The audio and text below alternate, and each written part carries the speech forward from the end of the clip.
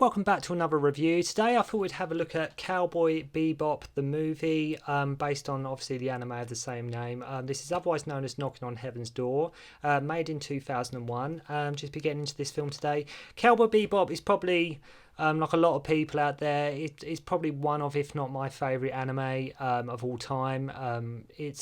I've got so much classic memories of watching Spike, Jet, Faye, Ed and Iron back in the day. Still, I've got it on DVD, the series. I've got it on Blu-ray, the series. I can watch Cowboy Bebop again and again and again. Mate, like when was that? Like 98 time. It's just such an amazing, phenomenal anime, and it's one of them animes, like I've said about certain others, that if you've got no sort of prior knowledge with anime, if it's something that you're not entirely sure if you're into, then Cowboy Bebop you definitely do owe a watch. But I will get around, hopefully, like reviewing the series at one point. But I'd like to just talk about the movie today. It's a shame they haven't done another movie, but we'll talk about, as I say, the original movie done today. I think it's set between episodes 22 and 23, I believe. Obviously, with this film, the budget was higher, production was more in-depth. Like I mentioned, it's one of my favourite animes of all time. Up to around that point, I mean, like I said, I was quite young at the time. I must have been 12, 13 years old at the time when I first saw it. So up until that point, I'd only been really watching sort of the usuals, the Dragon Balls, things like that. So getting into Cowboy Bebop which was a lot more of a grown up anime. Like the characters smoked. There was martial arts in it. The storylines were a lot more mature in theme and things like that. It was the first time, one of the first times I really saw what anime can offer aside from the generic sort of kids Japanese like animation shows that many of us grew up watching in the late 80s, early 90s. And it really did in many ways change my life, Cowboy Bebop, in terms of made me want to check out more anime, made me want to look to, what else was going on other than just what was popular. Cowboy Bebop made me realise like there are some great, fantastic anime shows out there. You just got to look around, you just got to find them. I say obviously that was quite, 98 was quite a long time ago now. I mean, obviously, anime is sort of wide, like mainstream now, if you will, but... with this film, in comparisons to the TV show, here they were able to create like a lot more of a detailed narrative without the confines of what a TV show would have, with each session, each episode being quite short. I know they tried to approach every episode like a mini movie. Here they did have the opportunity to do a movie and a bit more character development that had to of course both please fans of the show and had to please sort of newcomers that were just watching it as a movie in itself. There's one review I saw of this, and you prove this person's not got no interest. It's like comparing it to Spirited Away. It's like, what? Because that's the only other anime film you know. You know what I mean? I've seen Spirited Away. Everybody's seen Spirited Away. It's like there's something, they just compare it to just sort of them 2 or 3 anime films that they've seen. Like they don't, they're not comparing it to, it's a totally different movie to Spirited Away. But anyway, I was just one of these reviews I saw ages ago, and I always remember it always just stuck in my head. A lot of people have problems with the pacing of this movie. I absolutely adore this movie. Let me just get that out here and now. I absolutely think it's a fantastic film. I think it's really well done. I think obviously the soundtrack is amazing. But to me, as I say, I think it's a brilliant movie. I think it really is. A lot of people think like maybe it's a bit too long, or that it isn't interesting enough. I mean, it clocks in at around, I think it's around 110 minutes, around there, give or take. So it's not short by any means, but to me, I think they allow the characters to breathe a lot more in this. They didn't want it to be just action all the time, because Bebop is way, way more than that. These characters deserve a lot more than that, and I think that's what they did. I think with the script and everything, I think they chose to just let the film breathe a lot more, and that I think that really works, because the whole film does have a Cowboy Bebop vibe to it. It has a Cowboy Bebop episode vibe to it, but at the same time, it is a movie. It is bigger budget. There is a bit more sometimes at stake in this film than what there would be in an average episode. like I say, it just gives the film time to. I mean, especially Spike in this film, we get a lot more. Obviously the film was always going to be sort of based on Spike, as many like Bebop stories are, but this was going to be very rooted in Spike. I mean, the other characters like Jet, Faye, and that, they take a lot of second place in this film, which is not. It may be a bit unfair, especially if like you're Jet fans and your Faye fans, and they're your favorite character. Spike is very much you get a lot more Spike in this. You get to learn a bit more about Spike Spiegel in this film. You get a deeper picture of him as well. Even just the opening of this film is friggin' awesome. I defy anybody to watch the opening of this film and not think, now that is what you call an opening to a movie. Usual thing. You got some gangsters just taking over like this convenience store.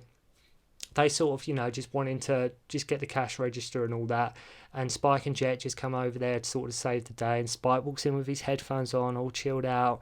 He sort of Jeet Kune Do's their ass. He's got his headphones around his neck.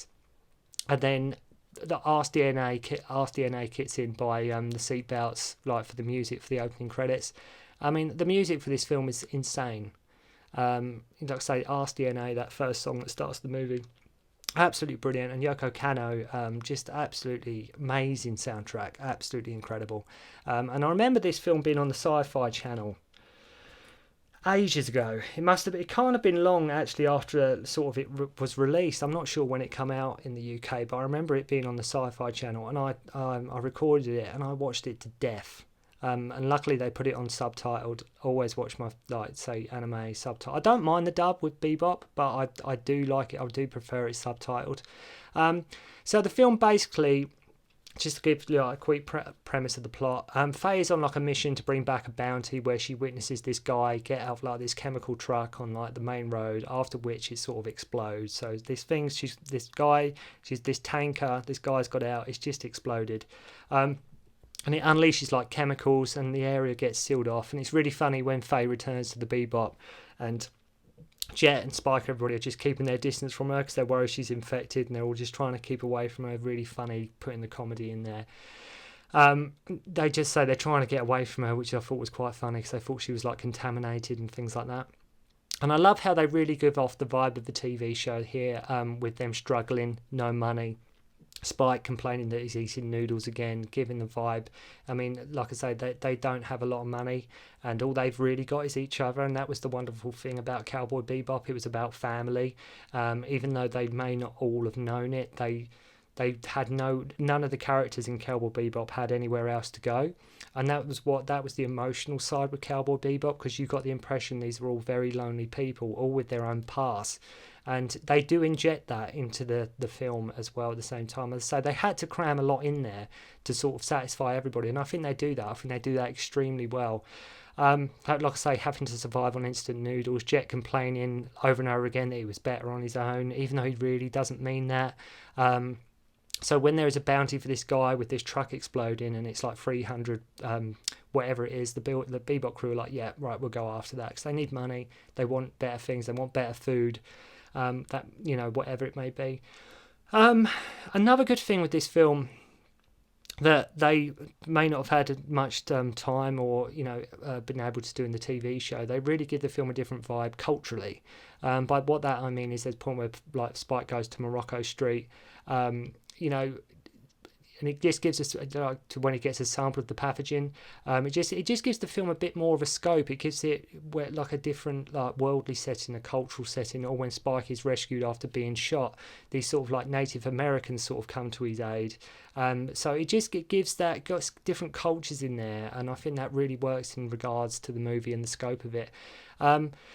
So Jet finds out that the truck that exploded belongs to a pharmaceutical company. Ed finds out that the guy in the truck was called Vincent and was Special Forces, but has apparently been declared dead for like the past 2 years. Spike goes to the company to basically plant a bug on one of their employees called Electra. Faye tracks down her, like the hacker guy who was working with Vincent, who basically kills him.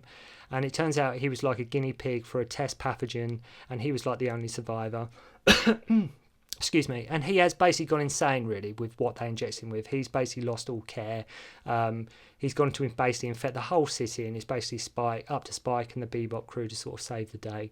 Again, really quick premise of the plot there, but it's just giving you an idea of what it's about. And like I say, it is drawn out in places, but I think if they just kept on doing action, action, action all the time, it would have really disappointed a lot of fans of Bebop. But at the same time, if they'd have just done character building the whole time, that would have been even worse as well. I don't know if you can hear that. It's just some thunder starting.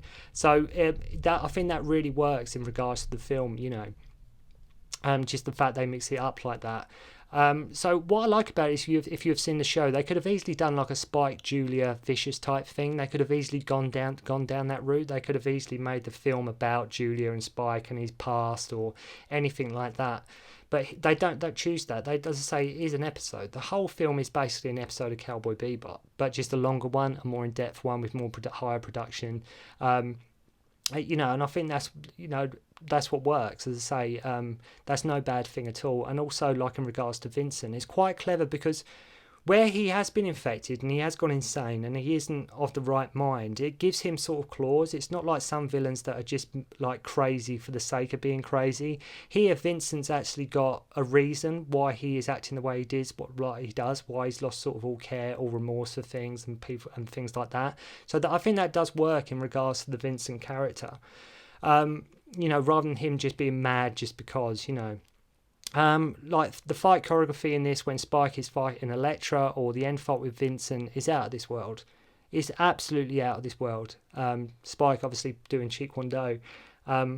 There's some wonderful. The whole film, like I say, is shot like a live action film. Some of the angles they use, some of the frame, like the way it's shot and the angles, as I say, it's very much like a live action film. But they really did outdo themselves here. I mean, look no further than Spike's like kick combo at the end against Vincent, or when he does like sort of some flourishes and spins with a broom when he's fighting Elektra. Absolutely phenomenal. Really amazing stuff. Not just in animation, but just as fight choreography as a whole. It looks incredible.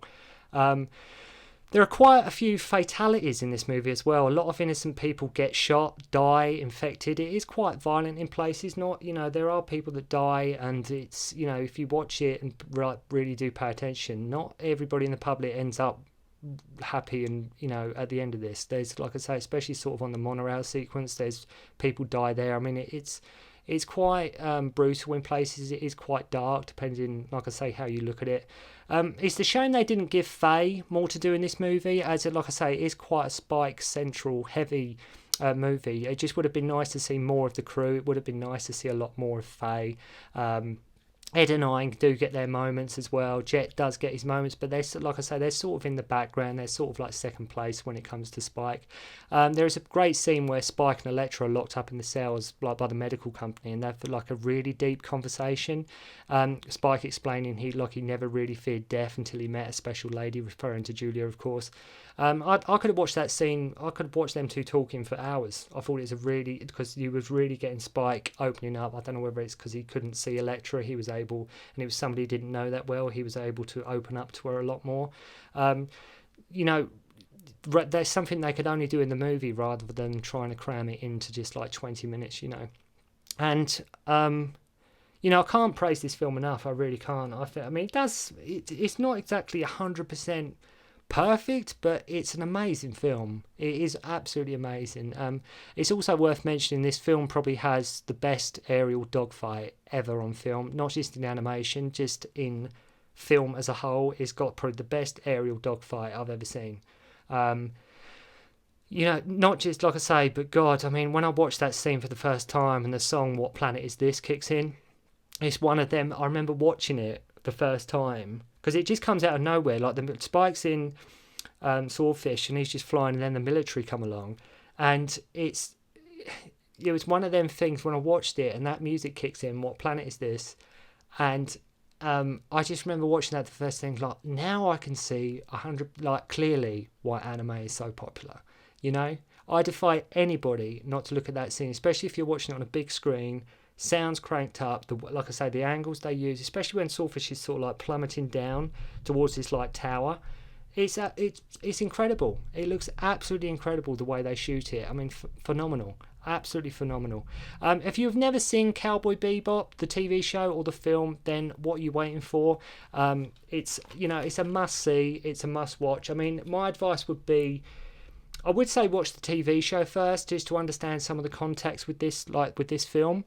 You don't necessarily have to watch the TV show first to like sort of understand this film, but it probably will help, and it'll definitely give you a lot more depth, sort of understanding the characters and sort of what they're like. But like I say, can't praise it enough. If you've never seen it, please go and check out Cowboy Bebop, the movie.